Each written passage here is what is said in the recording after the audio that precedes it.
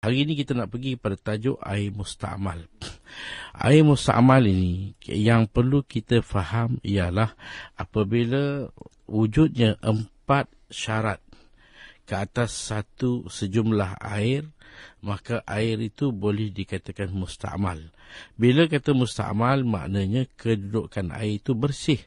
Tidak ada masalah kalaupun berlaku percikan. Macam ada orang ambil wuduk di sebelah kita, percikan kena baju kita. Air itu air musta'mal, tapi tak ada masalah.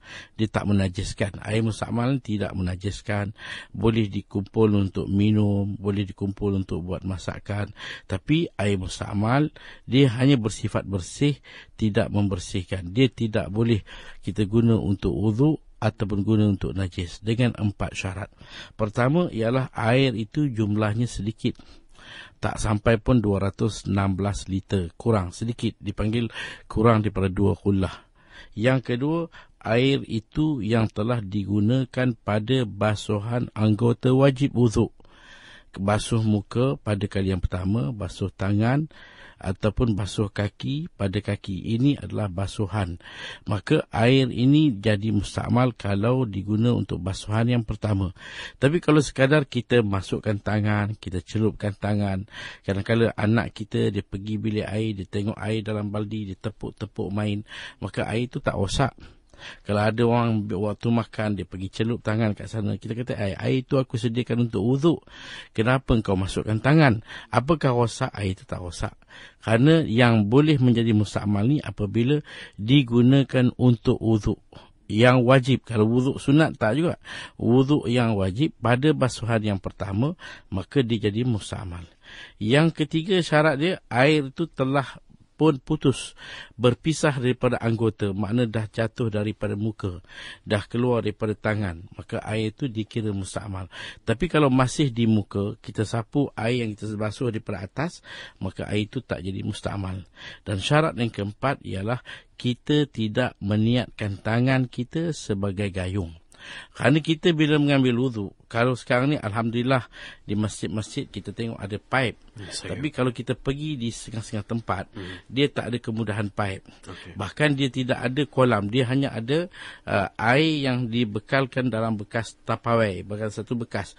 Jadi kita niatkan tangan kita sebagai gayung, kita keluar basuh muka, dan bila nak basuh tangan tu kita niatkan sebagai gayung, kita basuh tangan kita di luar. Maka air itu tidak dikatakan musta'mal. Air itu yang disebut musta'mal. Kalau dicelupkan, dimasukkan kaki, ataupun dimain oleh anak-anak kita, orang nak makan, dia masukkan tangan dalam tu, itu sebenarnya bukan musta'mal dan tidak rosak. Jadi air musta'mal ni bersih, boleh guna untuk buat masakan, minuman, basuh beras dengan air musta'mal pun boleh. Tapi jangan guna untuk wuduk, jangan guna untuk cuci najis. Itu yang tak bolehnya. Mungkin di kesempatan ini boleh Ustaz terangkan pula air mutanajis. Ada perbezaan dengan air musta'mal tadi, Ustaz? Baik, air mutanajis, air musta'mal kita kata air itu bersih. Tak ada masalah.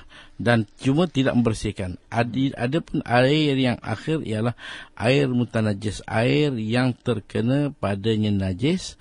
Sama ada dalam 2 keadaan. Air itu sedikit, macam contohnya satu baldi kena najis. Sama ada berubah ataupun tak berubah, air itu adalah najis. Dengan yakin, kalau kita ragu-ragu, kita syak, itu tak. Kita rasa mungkin ada percikan najis, kencing masuk. Mungkin, kita tak tahu. Maka itu tak boleh kita hukum tentang najis.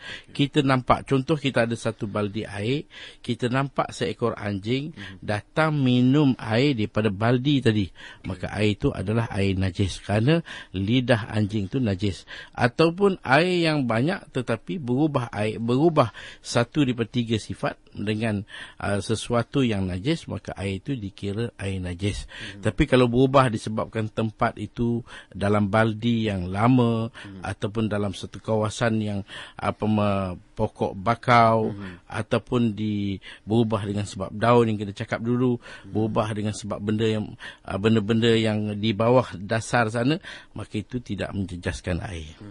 Mungkin Ustaz dapat terangkan lebih lanjut lagi, berbalik kepada air musta'mal tadi, air yang kurang daripada 2 kolah. Dari segi ukurannya bagaimana tu dua kolah? Dua kolah ni kita Ya, kata ialah bersamaan dengan 217 liter Ya, 17 dalam satu liter. bekas, kurang daripada itu.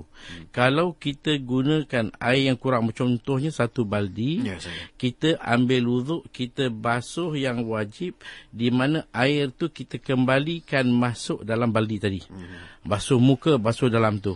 Maka itu dia jadi musta'mal. Tapi kalau kita ambil air, kita basuh di tepi, sehingga yang menitik masuk hanya mungkin satu dua titik saja, Ya, saya. maka itu tak menjejaskan. Okey. Bila kita nak basuh tangan, kita niatkan tangan kita sebagai gayung. Masukkan tangan kita dan kita angkat basuh di luar. Maka air itu tidak menjejaskan. Air itu bukan musta'mal. Banyaknya hari ini orang pergi ke masjid, dia tengok dalam bilik air ada baldi, dalam baldi tu ada air, dia buang air itu. Kerana dia takut nanti air itu tak bersih. Ataupun dia pergi mana-mana, dia tengok ada bekas air dalam tu, dia sangka mungkin ada anjing datang minum. Ya, saya. Maka dia buang. Tak sepatutnya, selagi tak menampakkan najis itu sendiri dengan mata kita, maka selama itu air itu adalah bersih. Al-ma'u tahur, kata Nabi, air itu adalah bersih. Jadi kita boleh guna untuk apa saja, tak ada masalah. Ya, saya. Bagaimana pula dengan air bekas basuhan, Ustaz? Dikategorikan sebagai air mustaqbal juga? Kalau air basuhan anggota wajib dalam wuduk. Kalau basuhan bukan basuhan muka dalam wuduk atau tangan atau kaki, basuhan biasa. Macam orang basuh tangan, dia masukkan dalam baldi, dia basuh, maka air itu selagi tak berubah, air itu tak ada masalah. Walaupun dimasukkan tangan oleh seseorang, siapa saja, tak ada masalah. Okey.